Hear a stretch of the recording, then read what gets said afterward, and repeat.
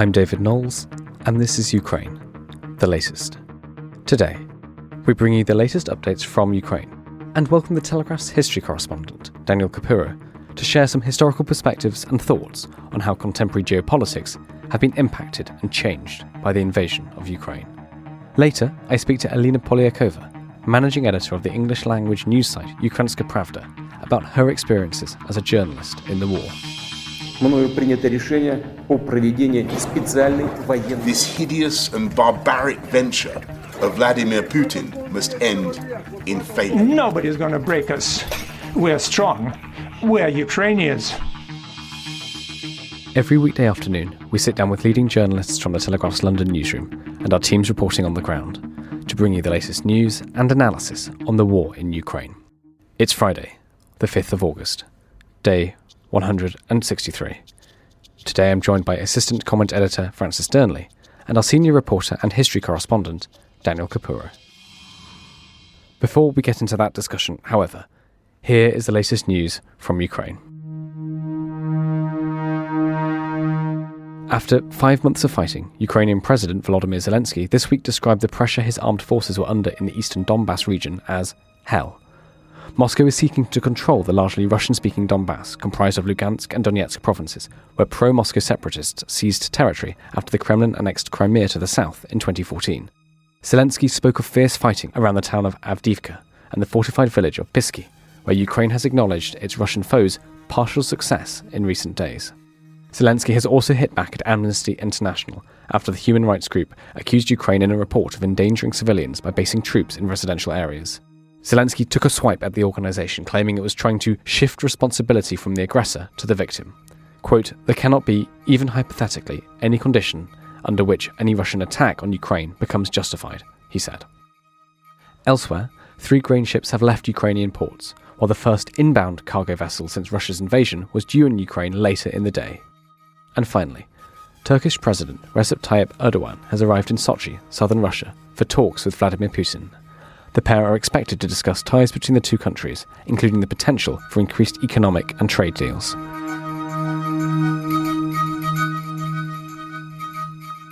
Today, to discuss the events of recent weeks, taking a slightly longer view of the news today on Friday and around the world, I'm joined by senior correspondent and the Telegraph's history correspondent, Daniel Capurro, and our assistant comment editor, Francis Dearnley. Dan, can I start with you? The big news this week outside of Ukraine has been Taiwan. We've had the visit of Nancy Pelosi to the island, the Chinese reaction to that.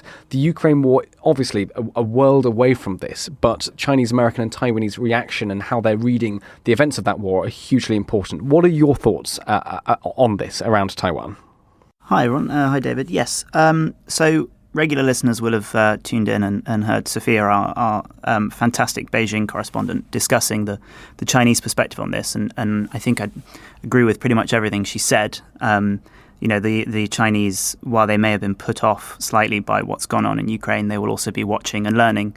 And one can never overestimate the way in which nationalism can cloud judgment, and no doubt that there'll be plenty in Beijing who think, oh, we're much better than the Russians, we won't make the same mistakes as them.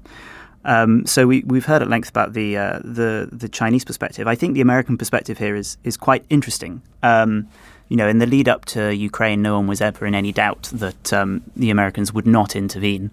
The question was always how much might they support the Ukrainians. But Taiwan was always sort of sat in this very unique position within sort of US foreign policy. What you have is something which is known as, diplomats love to call strategic ambiguity, or sometimes constructive ambiguity, depending on the situation, which is effectively where both sides agree on common terminology, in this case, the one China policy, while having completely different understandings and interpretations of what that means.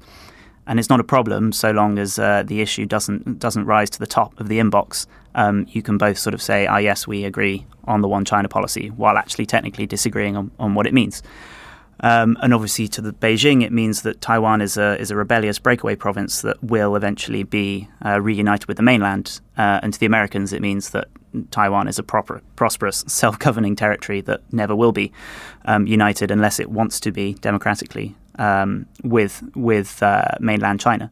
I think where Ukraine plays into this and is interesting, not so much on top of the idea of deterrence for Beijing, is that the lessons that you can draw from the Korean War and how Taiwan sort of got drawn into the American umbrella. So the history of how the Korean War started, why it started, is slightly debated, but very briefly, Kim Il-sung, the leader of North Korea at the time, the grandfather of the current Kim in charge, got permission from Stalin in Moscow to invade and the backing of Mao, and did so at the start of 1950.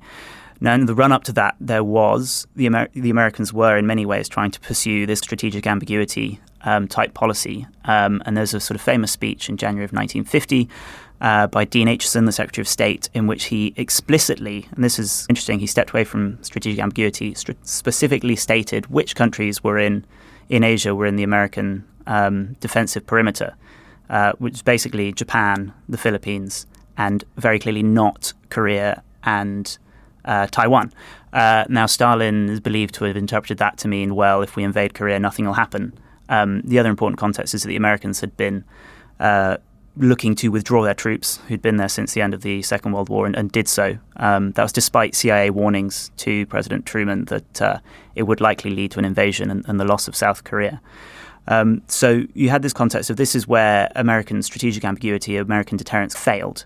And the end result was a very long war in which the United States involved the United Nations, dozens and dozens of countries from the US through to Britain, Australia, even Colombia, sent troops to Korea.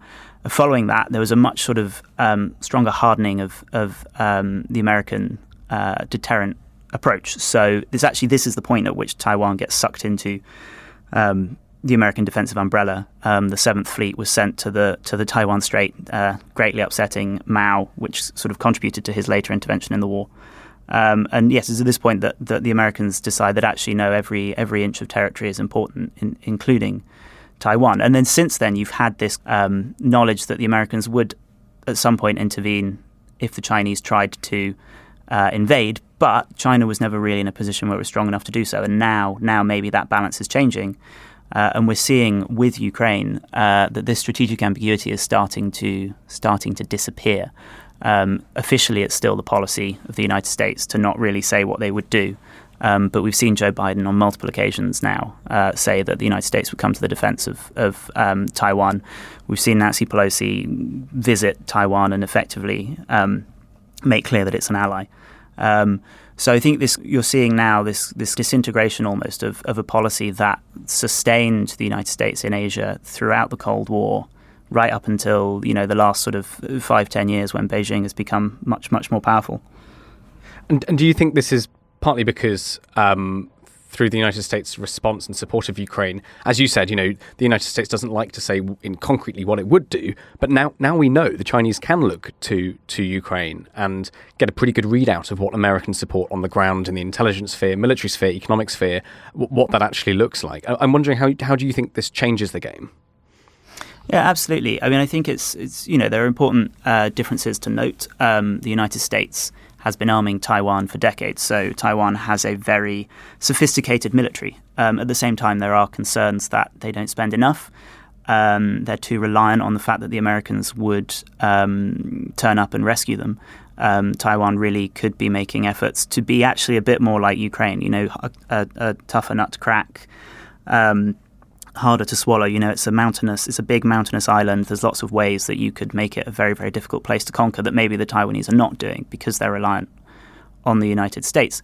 But also geographically, I know Sophia talked about how it'd be a much bigger challenge to invade Taiwan because, it would be the greatest seaborne, airborne invasion of all time. It would dwarf D-Day, bigger distances, more sophisticated technology, all this stuff. But at the same time, Taiwan is an island. It's very, very far away from the United States, and most of its military bases. It's got some in Okinawa and places, but Chinese missile systems could potentially deny the area to U.S. warships, aircraft carriers, and the like, which would make it a very different situation. And you could have, possibly, in theory, the United States sort of looking on impotently from several hundred miles away, not able to intervene.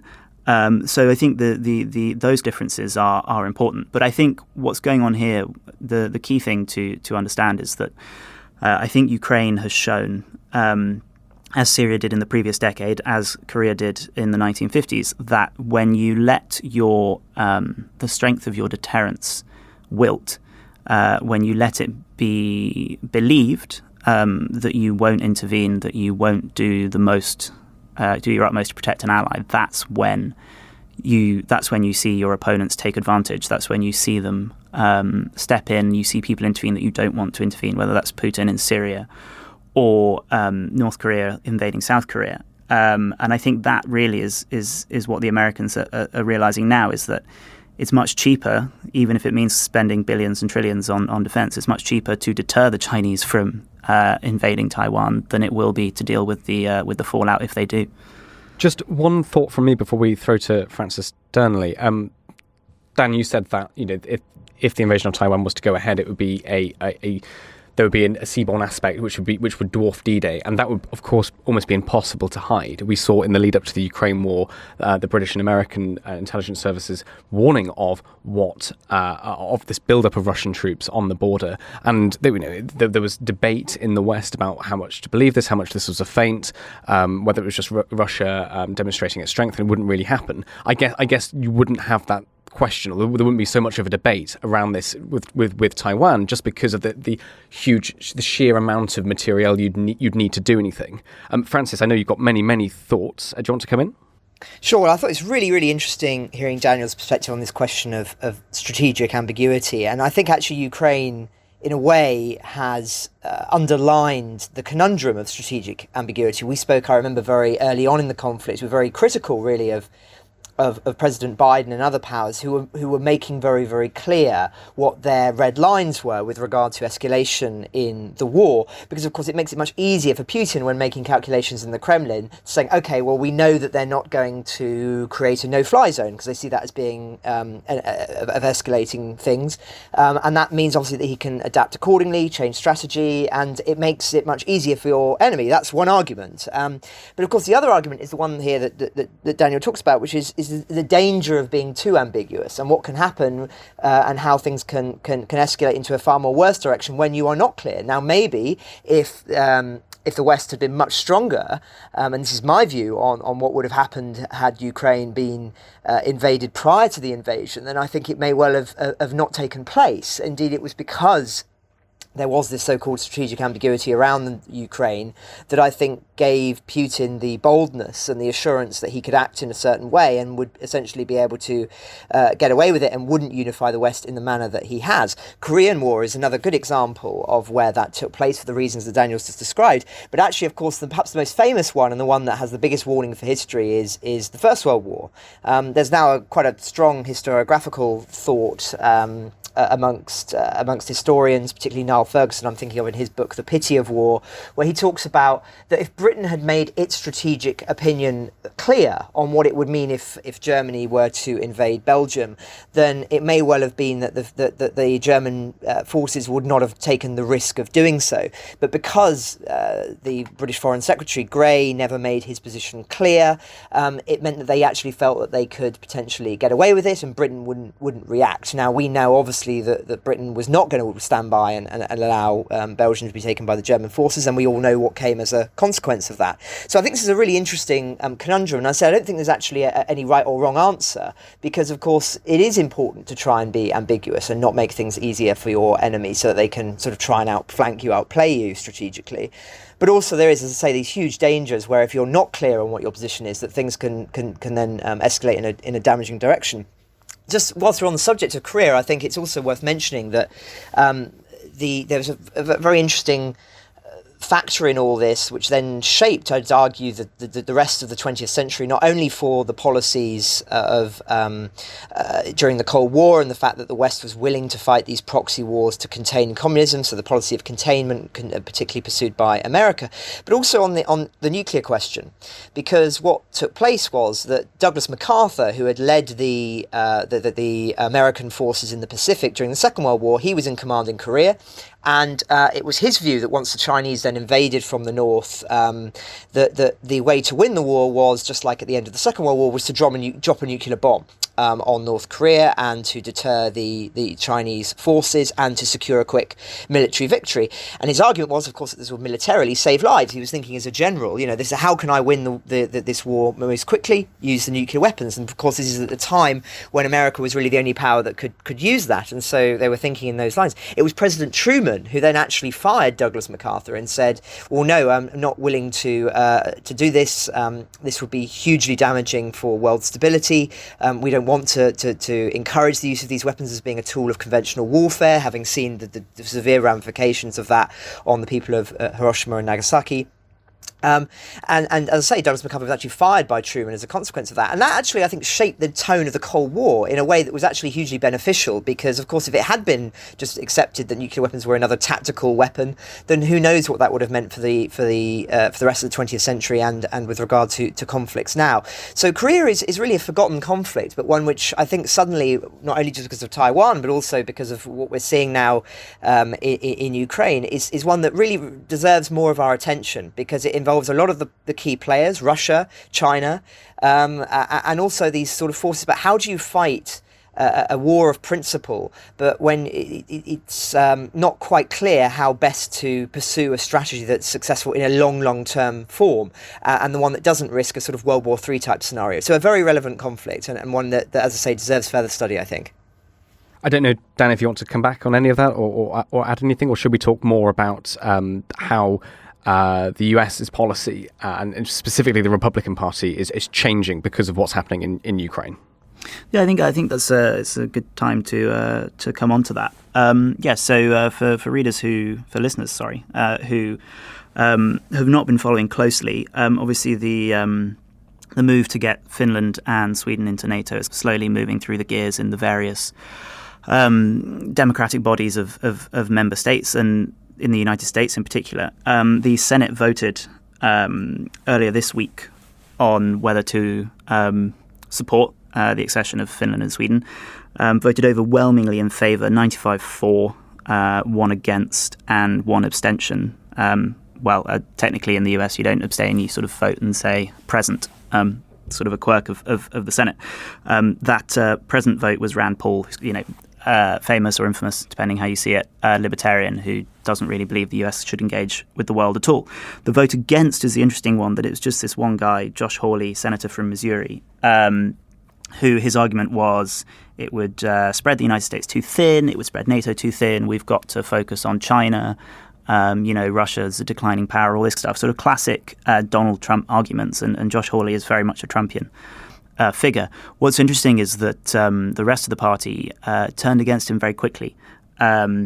He was criticised by figures like Ted Cruz, Marco Rubio, Tom Cotton, all leading Trumpians, some of whom have their own ambitions to run in to be the Republican candidate at the next presidential election. I think that says something very interesting about American foreign policy, but more specifically Republican foreign policy. So, whatever the Republicans' domestic policies were, they were always fairly reliably pro-NATO, pro-Western alliance, transatlanticists, all this stuff. And then Trump came along and shook all of that. And, there was talk of ditching NATO. Macron jumped on the bandwagon and called NATO brain dead, all this stuff. And, there really were worries about how NATO would survive. Now, obviously, we've talked on this podcast at length about how Ukraine has revitalized NATO. And actually, just to throw back to what we were saying about Korea, but Korea was the spur that made NATO a real alliance, not a paper alliance. But I think actually as well, what's important is that it's not just revitalized NATO internationally, but revitalized NATO in the United States and in the Republican Party. China and Russia are basically bipartisan issues in the US now. There is, when Nancy Pelosi said she was going to go to Taiwan, despite being advised not to, Mike Pompeo, who also has ambitions to be president and was Secretary of State under Trump, said, "I'll come along and join you." And him and Pelosi couldn't be more different politically. It's not a wedge issue. Now that Trump is momentarily, it seems, off the scene, the issue of Russia has lost its wedge value.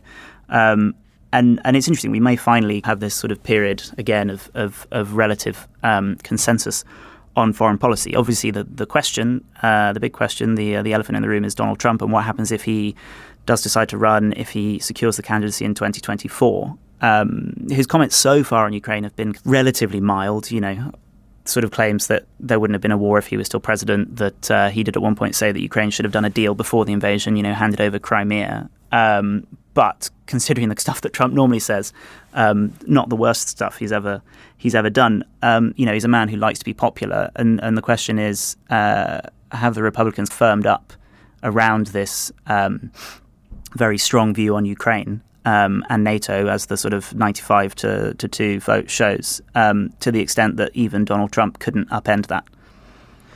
That's absolutely fascinating. Thanks, Dan. Francis, do you want to talk a little bit about some of the points Dan raised? I'm particularly interested in how the way America sees itself potentially has changed thanks to Ukraine and what that might mean for the future.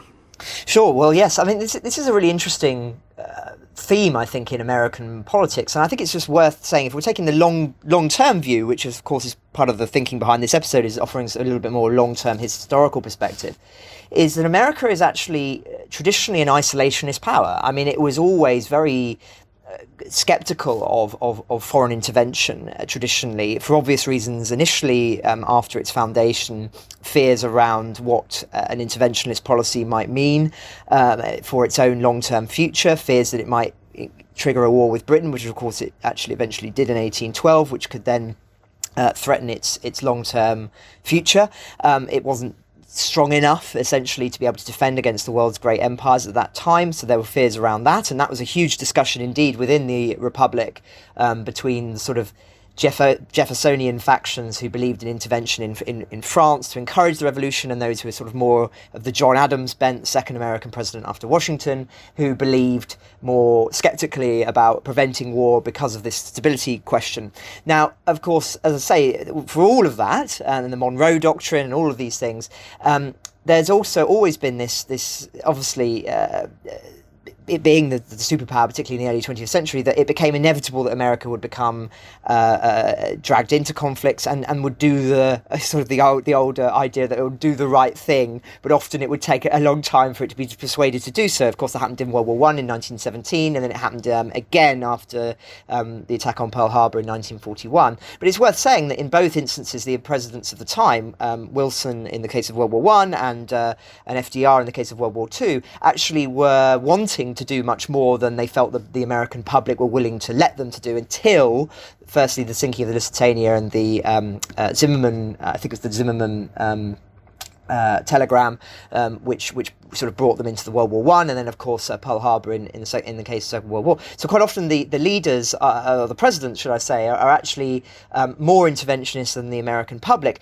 But obviously, and that strand, as I say, as to allude to what Daniel was talking about, still exists particularly prominently within the Republican Party. And we say, obviously, make America great again, America first, this sort of Trump doctrine, which is much more skeptical of foreign intervention and putting American concerns first.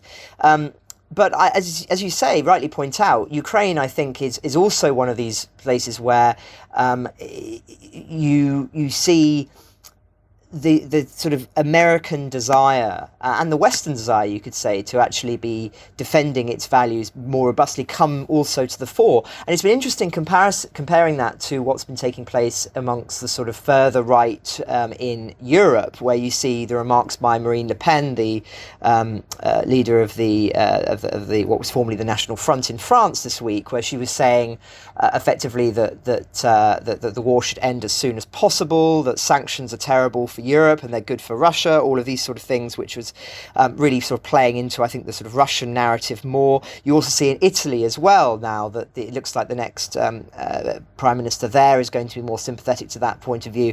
So we're really seeing two different strands within right-wing thinking on playing out as triggered by Ukraine, is also relevant to Taiwan as well. And I don't think they're necessarily in conflict, but they are, and at the very least, a significant thing. But they're not something new. They're not a novelty. This is something that is as old as America itself, and arguably is as old as the West itself. And so I think will be many more twists and turns on this to come. Well, thank you, Francis, and thank you, Dan as well. Could we move away from talking about the US and talk a little bit about Turkey? We've had quite a few questions into the podcast about Turkey's role, Turkey's history between Russia and the West. And I wondered if, Dan and Francis, you could throw a little bit more light on this, just so we understand the kind of diplomatic and the geopolitical moves Turkey is making now, brokering the grain agreement, all that kind of thing. But could we put that in some historical context?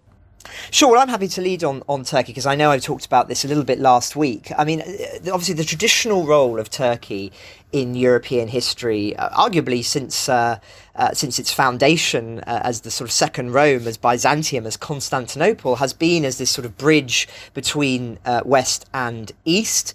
And indeed, that was the reason why Constantine founded it, is it saw that Rome was no longer going to be geographically in the location that would be most beneficial for the long-term prosperity of the Roman Empire, hence why he moved it east. And so obviously it was then became Istanbul, Constantinople, after the seizure of it by the Sultan in 1453. But even so, there has been this, because of its location, this sort of straddling of two worlds. And I think we can see Turkey's actions now in that same context, which is, as we've talked about many times in the past, in many ways it has been on the Western side of the argument. It's been providing numerous weapons support for the Ukrainian forces, particularly in the form of drones. Of course, there have been some quite strongly worded critiques around what Russia has done. There's also been the fact that they have permitted, despite early protestations of Sweden's and Finland's ascension into NATO. So in that sense, they're sort of more on the Western side. Of course, they are a NATO power as well, which is very much worth underlining here and is relevant to this. And yes, at the same time, we of course saw the president of Turkey shaking hands with Russia. Not shaking hands with Russia, with Putin, should I say? A fortnight ago, and striking this deal around grain. And in some ways, some people have seen that as sort of a betrayal of the Western opinion, whereas others are saying actually that this is what you need. You know, you need to have somebody who can straddle both West and East and act as this sort of broker between both sides. I think also we should see this in a sort of realpolitik sense, which is that Turkey knows that it has lots to gain from this, in the sense that its power and position is strengthened in a time of tension between East and West, and as a consequence it is using this to gain influence, particularly in the Middle East, and also to gain influence domestically and within the European context. So it's a very interesting position that it's sort of laying out here, and I think one that historians no doubt will debate considerably. But I think also, as I've talked about in the past on the podcast, the other issue around Turkey is, of course, that this is a state that in recent years has faced considerable inner turmoil. I mean, there was even an attempted coup on the now president only a matter of years ago. And so, of course, that is playing into all this and needing to appear stronger than perhaps it actually is on these questions. But it has also become much more Islamist and more autocratic. And in that sense, this is of course going to be a concern for NATO and for Western powers, because not only may it lean it more in the Russia's direction of travel, but more broadly than that, you could argue that it undermines the sort of NATO project in many ways, because if NATO, as it traditionally always was, is this sort of entity trying to defend the principle of democracy, the principles of liberalism in Europe, but on a sort of global context, then can you really say that you're doing that when you actually have members who don't seem to conform to those principles? I think it's a problem that many people can then call you as being hypocritical, and sort of criticizing other nations, being proactive in doing so in a way that, when in a sense not actually seeing that through in your own backyard, as it were. And I think that is an issue, and one that no doubt is on the minds of many Western diplomats. But I think we should be somewhat reassured by Turkey's stance in the war. Listeners will no doubt will know by now that I'm pretty hawkish on these things. But what I mean by that is that Turkey could have used this moment to lurch more to the east, lurch more in the direction of travel of Russia. It has not done so, partly for its own beneficial reasons, but also because I think it sees a direction of travel in terms of Russia's long-term future economically as a consequence of this war. And that is a welcome development. Anything that keeps Turkey closer to the West has to be seen as a positive thing, I think. So hopefully that answers our listeners' question. Thanks, Francis. Dan, do you want to add anything to that, or shall we go back to the US? I know you think there's a lot more to be said. There is. I will just quickly sort of give my two pennies worth on Turkey. I think, just quickly on the sort of democratic element, I think it's an interesting transition, isn't it? Because when NATO was founded, you had members like Portugal, Greece, Turkey itself that were in no way democratic. And at the time, the argument was never, it's about defending democracy. It was more just not being communist. And I think even now you can make an argument that it's for, standing up for the rule of law and the rules-based order. Obviously, would tend to only accept nations that have made democratic transitions. I think there's a couple of things going on with Turkey that are worth remembering. So it has become more autocratic and more Islamist, as Francis has set out. But I think that there's been a bit too much pessimism in the West because Erdogan hasn't totally killed off the democratic system. He's not powerful enough to do that. He hasn't needed to, really. It's a bit like Orban in Hungary. Yes, Orban has done a lot to undermine democracy and free media, but at the same time, he's popular enough that doesn't really need to do that. And there are elections coming up. Erdogan's in a real mess because Turkish inflation is really soaring. Huge levels of inflation. And of course made worse by Erdogan because he's one of the only people in the world who believes that lowering interest rates will somehow tame inflation. So he's got a real fight on his hands to keep the level of political control that he has. And so it's useful for him to have a political fight over NATO, over Sweden and Finland. And we shouldn't forget the Kurdish element in Turkey, which is always a big part of Erdogan's electoral appeal. But I also think, we should be pragmatic about this. There was a good piece a few weeks ago by Gideon Rachman at the FT, saying, is it time to consider ditching Turkey, chucking it out of NATO in exchange for Finland and Sweden? And he said, absolutely not. Because you look at the key strategic position it occupies, the Bosphorus is of massive importance. The Black Sea, if Turkey were to be pushed further towards Moscow or just further away from the west, suddenly looks like a Russian lake again. It borders on Syria and Iraq. It plays a hugely important, some would say distasteful role in holding back huge numbers, millions and millions of refugees from the Middle East who would otherwise be in Europe, causing much more political instability. Whether you think it's right or wrong to block the refugees, you can't deny the huge amounts of political instability that the refugee crisis caused in 2015, 2016. So there's all these very important realpolitik reasons for trying to keep Turkey sweet, even if it feels incredibly distasteful to be sucking up to Erdogan effectively. But yes, on the US, I just wanted to go back to some of the stuff that Francis said. I agree with a lot of it. I think perhaps the Americans mythologize their isolationism a bit too much. There's an excellent book called How to Hide an Empire. I think that's the correct name, but it's something along those lines, all about the American empire that they built up in the late 19th century. The Philippines was an American colony for a long time, taken from the Spanish. Puerto Rico obviously is still US territory, but not a state. Which again taken from the Spanish. There's a war over Cuba, the Mexican-American War.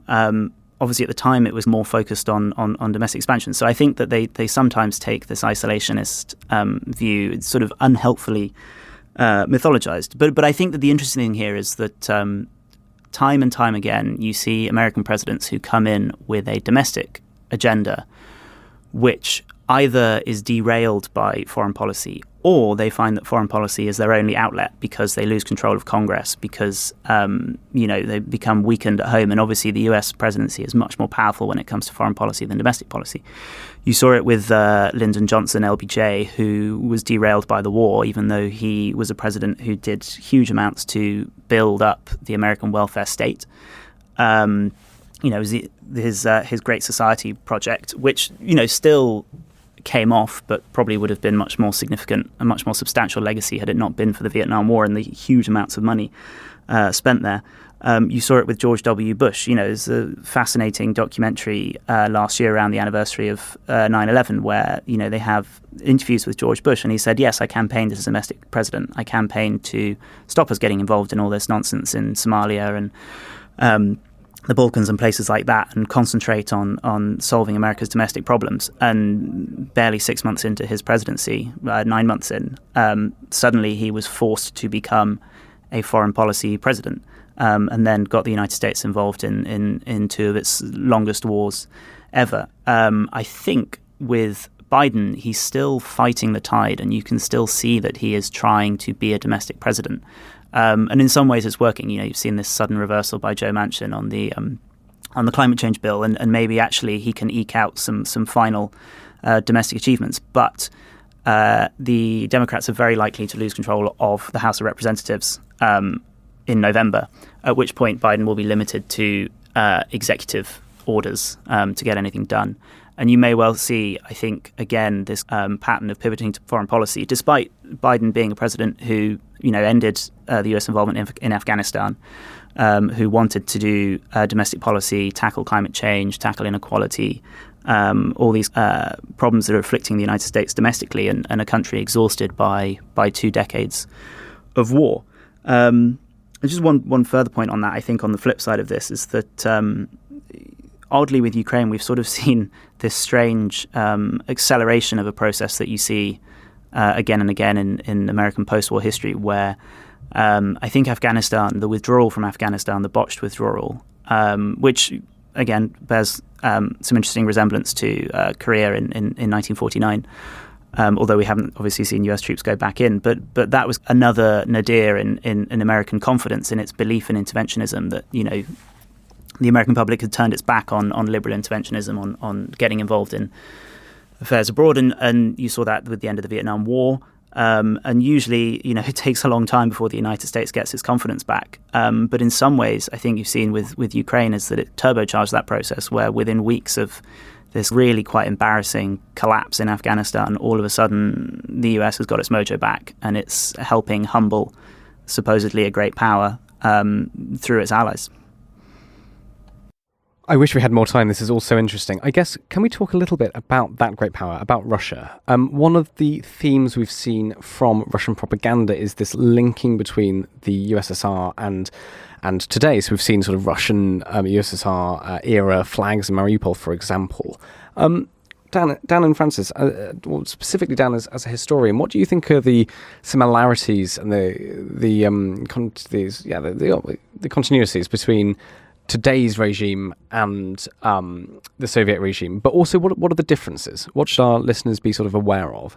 Well, I'll start with the differences. I was on this podcast a couple of months ago, I think, discussing the fact that, when it comes to realpolitik and how you deal with great powers, it's important to remember that the goal of realpolitik was stability. I'm sure listeners will remember this discussion. And one of the key points I was making was that Russia is a declining power.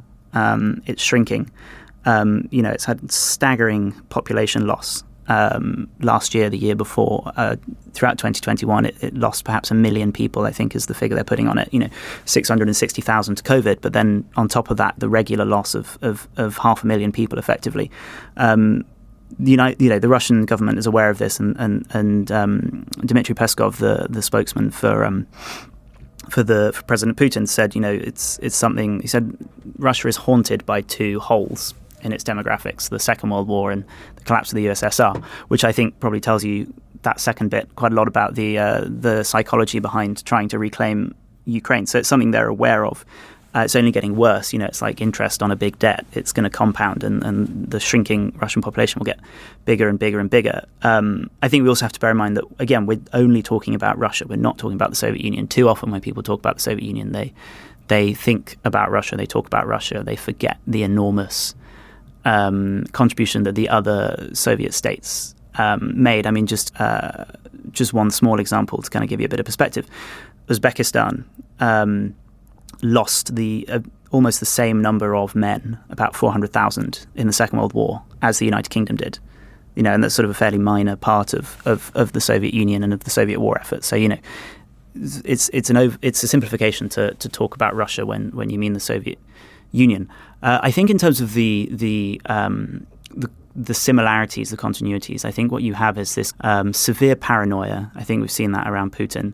A figure who's emerged from a period of chaos, used his contacts and his political skills to leverage himself into a position of absolute power. I think you've got this paranoia. Putin is he's nowhere near achieving the totalitarian state that Stalin built. But I'm sure he would like to eventually create this ability to observe every citizen, to have every other citizen be an informant. You do see this paranoia, but in a lot of ways he's a pound shop Stalin, And then I think the other sort of final point to be made, and this is similar to the population one, is that the USSR, for all its economic problems, it was propped up by oil, but it was still a big economy and also an autarkic one. It wasn't plugged into the global economic system like Russia was until the start of this year. It wasn't reliant on outside knowledge, technology transfers and the like in the way that Russia is today. And oil was by no means quite as dominant in its economy as it is the economy of Russia today. It was a real, genuine, functioning economy. And what you have today with Russia is a massively declining population, huge amounts of brain drain, and entirely reliant on oil and gas basically to survive economically. And I'll just say one last point on that, on the population issue, because I think that's quite interesting as well, is that it plays a lot into the politics that you see, not just in Russia, but in Eastern Europe and other places where strong men are popular, which is this. It creates a resentment when you have a shrinking population, when you have the brain drain. These countries were, at the end of the Cold War, kind of shown the promise of the West and told that if they modernized quickly and had sort of shock therapy and became capitalists, that they too would soon be like the West. And in some cases it has happened, although with difficulty, like Poland. But one of the consequences of that was these immense brain drains, which is demoralizing on a number of levels for the people left behind, because one, they see themselves as not worthy of the West and become resentful of the West and of those who are able to go there and study and live and make lots of money. And then also it makes you no longer believe in the future of your country, because you look around and there are no young people and there's no one with skills and potential, and you see the decline. It makes you deeply pessimistic, and it's that thing that then makes countries incredibly vulnerable, susceptible to the populist strongman demagogue message. And I think that's something that we have seen in Russia, which again is very different to what was going on with Russia in the 1930s under Stalin. This is absolutely fascinating. Just to put a quick number on that, the State Department in July estimated that the number of Ukrainians forcibly deported, interrogated and detained by the Russian state numbers between 900,000 and 1.6 million, including 260,000 children. And as you said, for many of them, we don't really know what's happening. We know that some have been filtrated back to the West. I know James Kilner up in Estonia was interviewing quite a few of them. So maybe we should get James back at some point to tell us what more he's learned about the fate of these people taken by Russia. Francis, do you want to add anything to that from Daniel? Yeah, I mean, it's sort of how long have you got really comparing Putin's regime with those of Stalin or Lenin. I mean, I think that it's no doubt a huge subject of discussion. But one thing I would just add to this is, whilst I agree with Daniel in saying that he's a sort of pound shop Stalin, we should be obviously very grateful for that, given the millions upon millions of people who were killed as a consequence of Stalin's actions. Nonetheless, I think it's worth saying, for the reasons I was talking about yesterday, that many of the essential apparatus and requirements of a state as brutal as Stalin's are now in place as a consequence of what's happened in Ukraine. The sort of mass censorship that's been enforced, the new rules about what can happen to you legally if you talk about it being a war rather than a special operation, all of these types of things. It is made a state that is far more suppressive towards its people than prior to the war. And of course, that was an essential component of Stalin and Lenin's state. There's always been this sort of mythos that's been built that Stalin in some ways betrayed the idealized revolution of Lenin. In fact, it was Lenin that created the Cheka, and some of his letters about what he wanted to see done to the kulaks are really as villainous and monstrous as anything that Stalin said. So we shouldn't believe this narrative that Stalin corrupted what was otherwise a pure revolution. It was always built on violence and built on state terror. But that said, I think there is an interesting question here, which is to what extent is Putin, somebody like Putin, acting on sort of more pragmatic realpolitik basis or a sort of ideological idealist basis? And I think one of the defining features of Lenin and Stalin is that whilst they were, of course, idealists in the sense of having this sort of communist ideology they wanted to see through, they were also pragmatic at the point of a bayonet in trying to carry this out.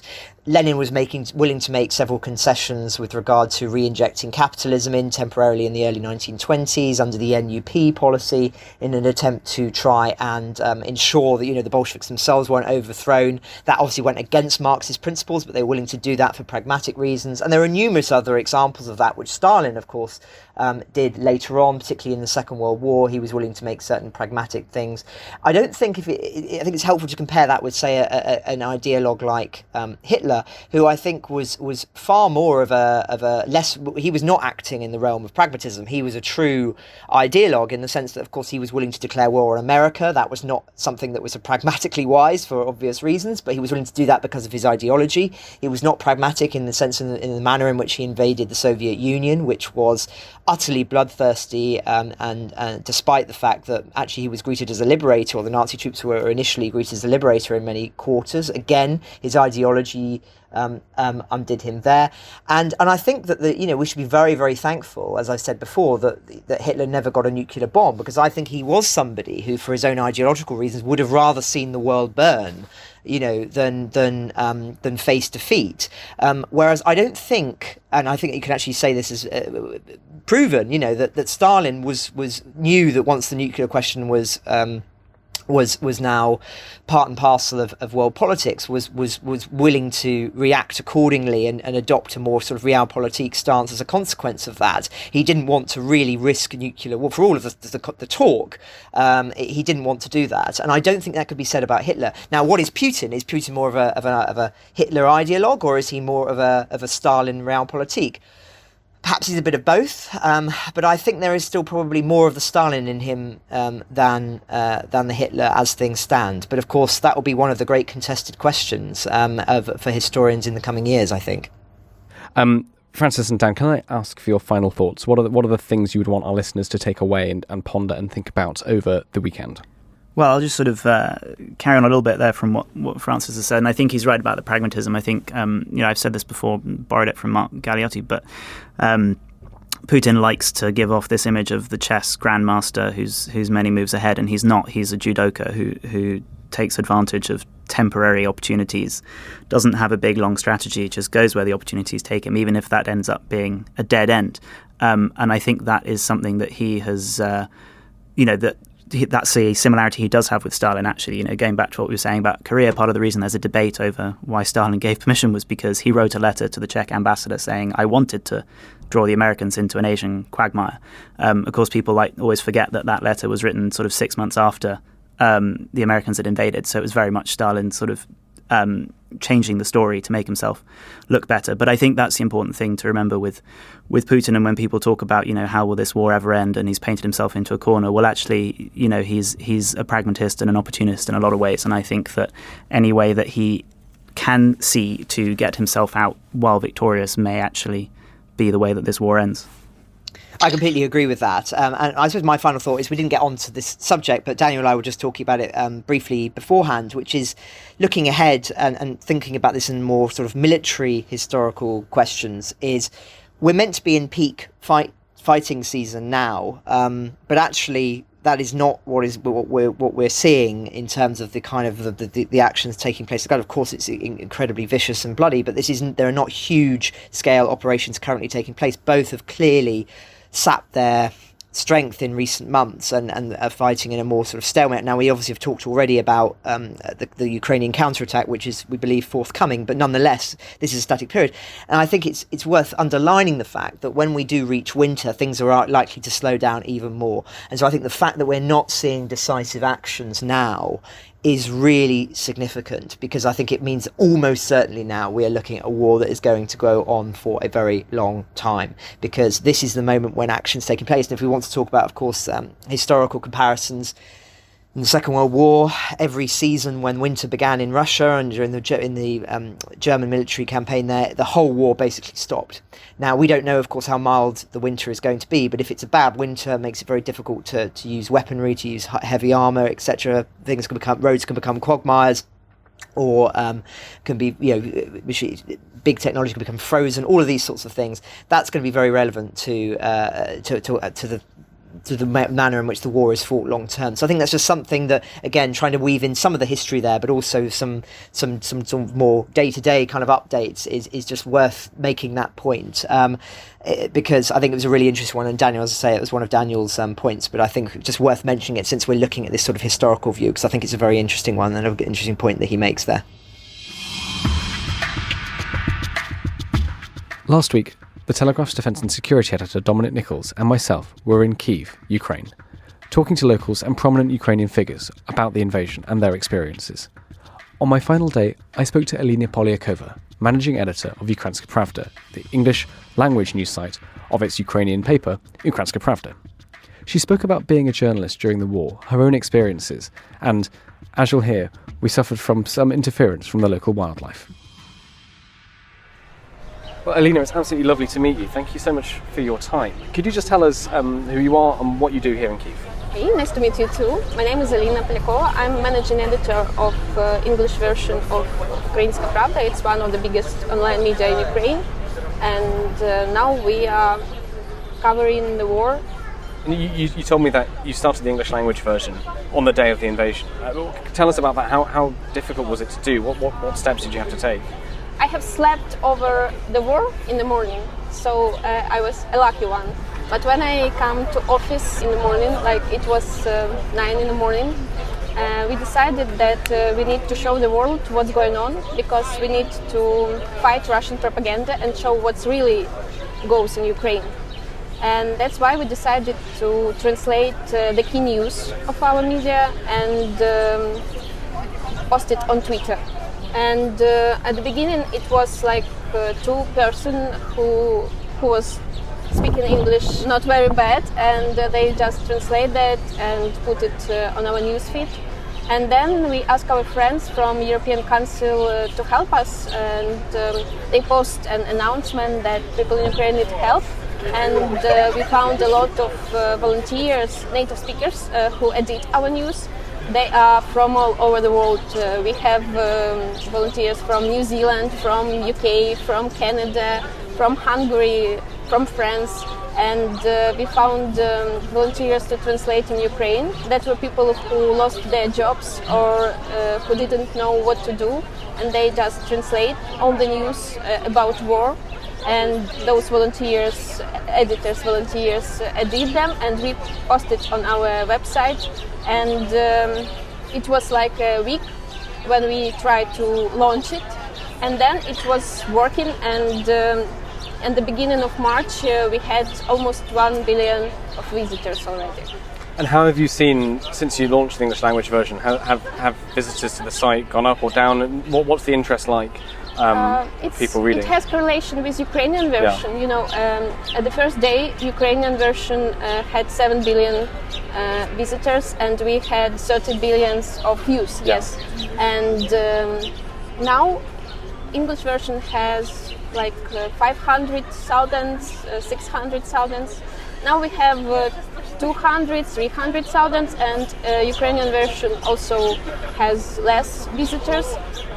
But we understand that it's okay. People just try to live their normal lives and not just scrolling the newsfeed.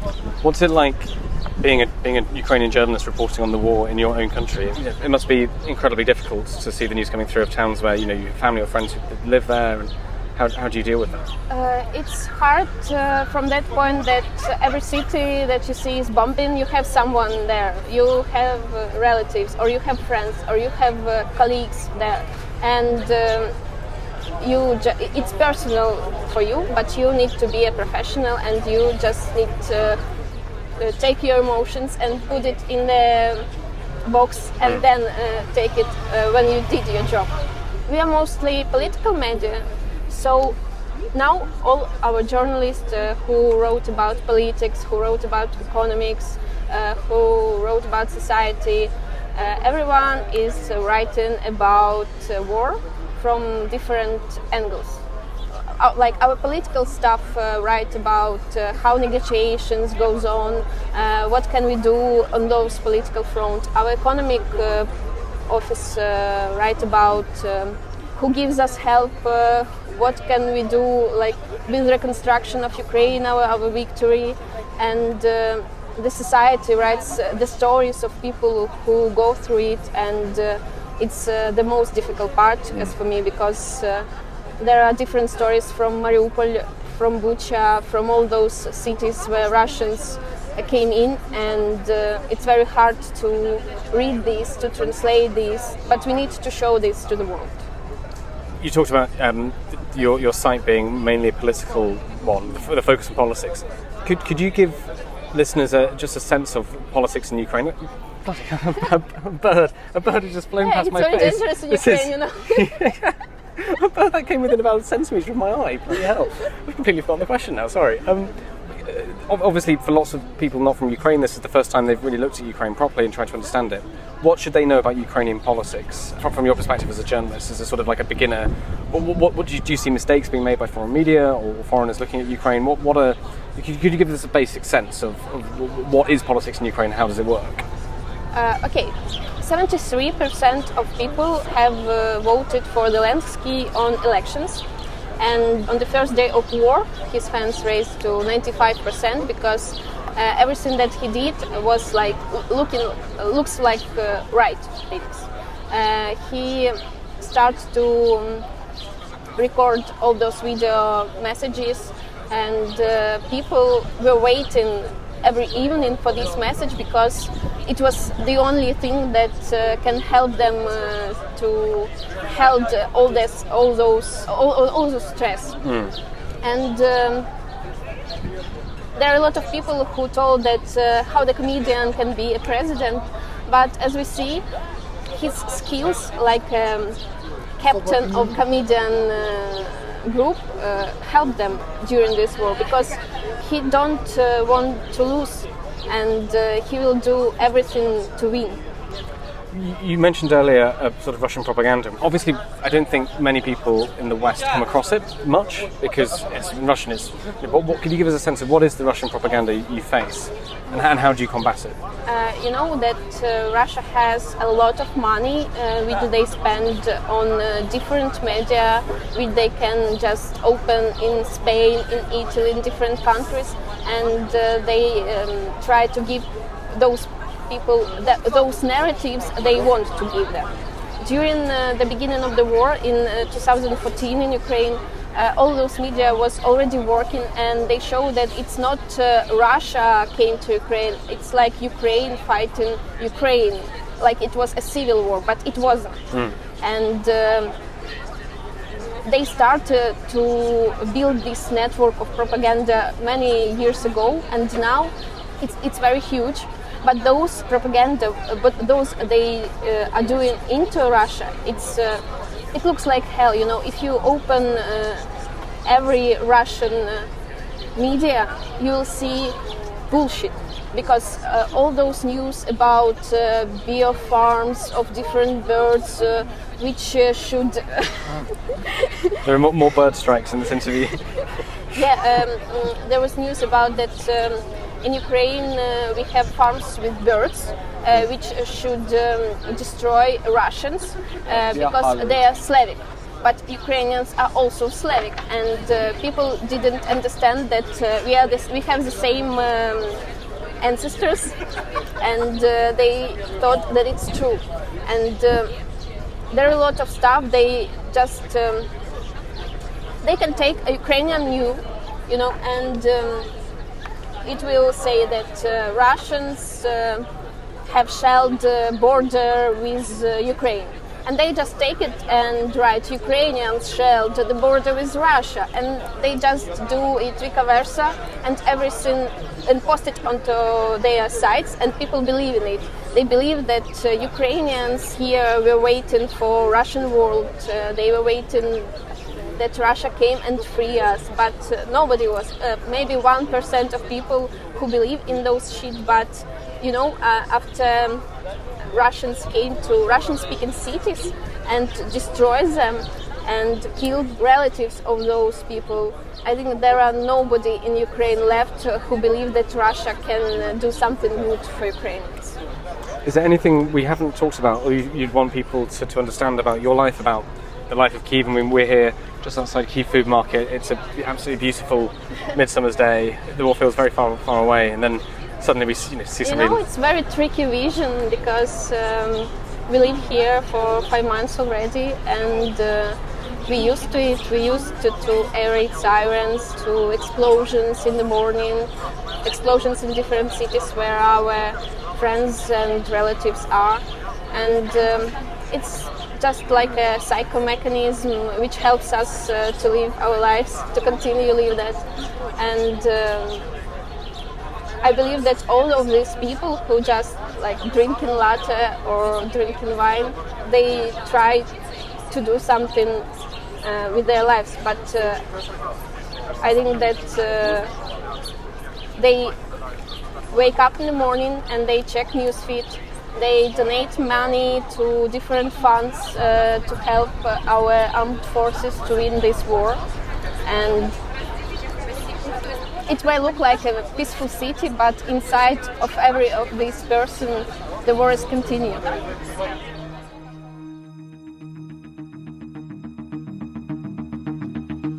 Ukraine the Latest is an original podcast from The Telegraph. To stay on top of all of our Ukraine news, analysis and dispatches from the ground, subscribe to The Telegraph. You can get your first 30 days completely free at telegraph.co.uk/audio. And sign up to Dispatches, our Ukraine newsletter, which brings stories from our award-winning foreign correspondents straight to your inbox. You can listen to this conversation live at 1 p.m. each weekday on Twitter Spaces. Follow The Telegraph on Twitter so you don't miss it. If you enjoyed this podcast, please consider following Ukraine the Latest on your preferred podcast app. And if you have a moment, leave a review, as it helps others find the show. You can also get in touch directly to ask questions or give comments by emailing podcasts@telegraph.co.uk. We do read every message, and we are especially interested to hear where you are listening from around the world. Ukraine the Latest is produced by Louisa Wells and Giles Gear, and today on Twitter, making her debut with the Telegraph social team, Claire Hubble.